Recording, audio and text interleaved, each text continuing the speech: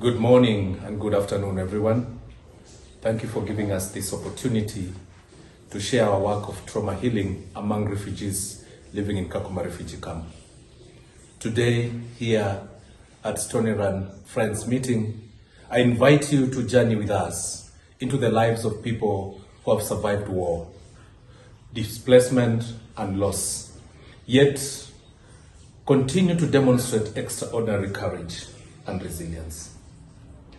Today, Kakuma Refugee Camp is located in northwestern Kenya, is a home of hundreds of thousands of refugees who have fled conflict, persecution, violence from countries such as Sudan, South Sudan, Democratic Republic of Congo, Burundi, Somalia, Ethiopia, and other countries. Brethren, behind every shelter is a story of survival. Many refugees did not choose to leave their homes. They were forced to flee because of war and insecurity. They left behind homes built over generations, farms that fed their families, schools where their children dreamed for better future, and communities that gave them a sense of belonging. Many also left behind loved ones whose fate remains unknown.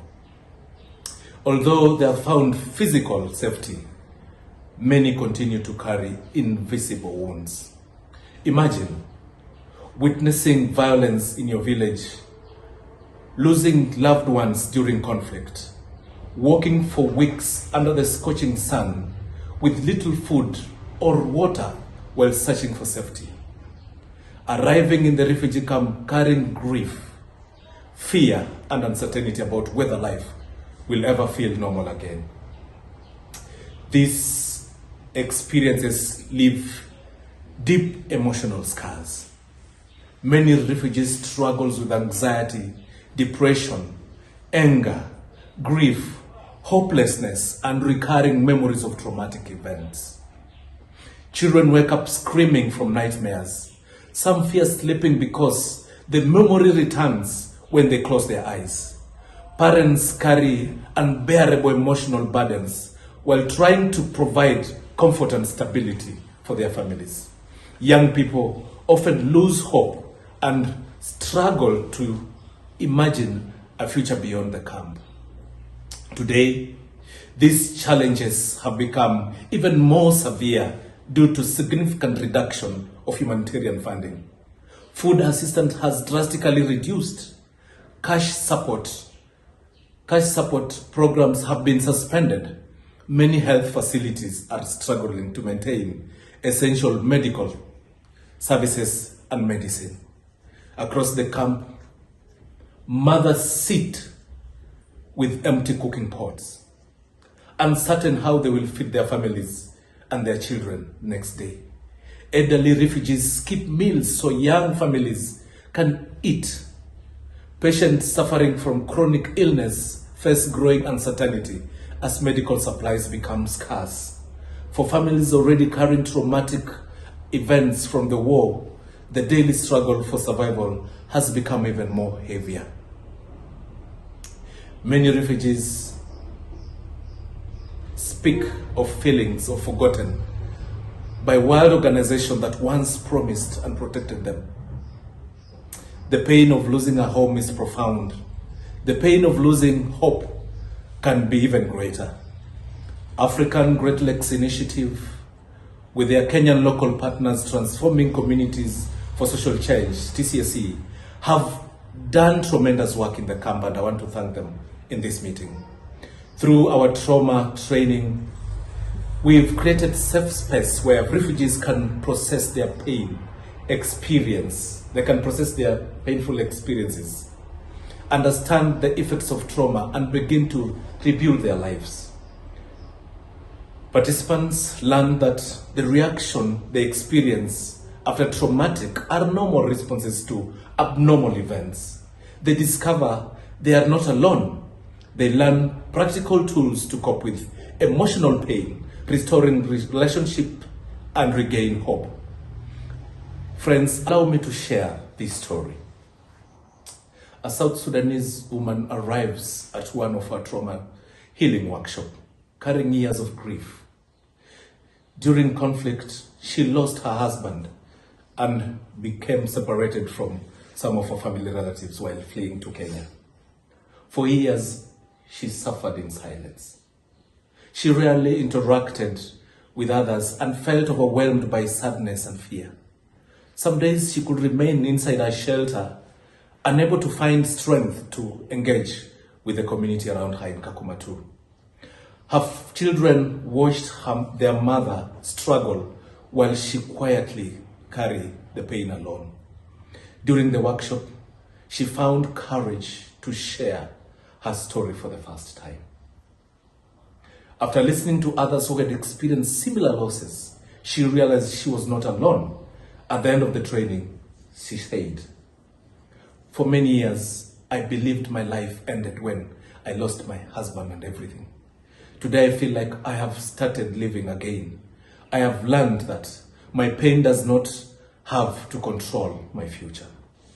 Today, the lady, she's actively supports a women sewing project in Kakuma Friends Church, where other struggling women are struggling with their loss and grief as they continue healing from trauma. Her healing became a source of healing for others. Another participant was a young man who fled violence in South Sudan. He arrived in Kakuma Refugee Camp with anger, withdrawn and unable to trust people. The trauma he experienced had isolated him from friends and community members. He carried memories that haunted him daily and believed that no one could understand the pain he endured. During the workshop, he learned about the effects of trauma and how unresolved pain often appears as anger and conflict. As he participated in discussions and healing exercise, he gradually opened up about his experience. At the closing session, he shared these words: "I came here carrying anger and hatred. I thought nobody could understand what I had been through. Today, I live knowing that healing is possible. I have found hope again, and I want to help others too to find their healing." Today, he volunteers as our Nuer English interpreter and also help in translating our Hero English manual into Nuer language to help local communities and encourage other young people to seek support rather than suffer in silence. Friends, these stories remind us that trauma healing is not simply about addressing pain. It is about restoring dignity, rebuilding relationships, and helping people discover hope and purpose in life. One of the most powerful aspects of our work is creating space where people can tell their stories without fear or judgment. When people listen to one another, something remarkable happens. Isolation is replaced by connection within the community. Fear is replaced by understanding your own pain and others people's pain. Shame is replaced by acceptance of our situation. Despair begins to give us hope to forge ahead.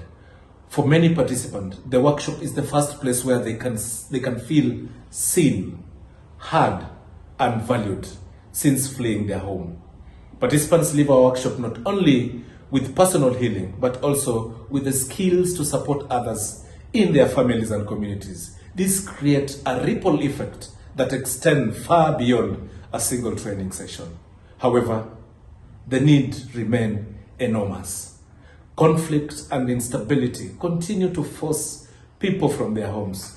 New arrivals reach the Kakuma Refugee Camp with fresh wounds from violence and displacement. Some arrive having witnessed the loss of their family members only days before crossing the borders. Others arrive exhausted, hungry, and emotionally shattered. The demand for trauma continues to grow and resources are limited. Behind all these statistics are real people. Children are trying to sleep without fear. Mothers are trying to find strength to keep going. Fathers are carrying grief he has never spoke about. Young person searching for reason to believe about tomorrow. When trauma is left unaddressed, it affects families, it affects communities and future generation. But when healing takes place, individuals become stronger, families become wealthier, and communities become more resilient. The people we serve need more than food, shelter, and basic services. They need emotional restoration. They need hope. They need opportunities to heal from the wounds they cannot see. Today, we invite you to stand with those who have lost their homes but not their courage. Stand with those who have experienced extreme suffering but still hold on to hope. Stand with TCSE as we continue bringing healing and restoration to refugees and vulnerable communities. Together we can help transform pain into healing, despair into hope, trauma into resilience. Thank you so much for your passion, your partnership, and your commitment to making a lasting difference in the lives of refugees. Thank you for listening to me. May we continue working together to restore hope where it is needed.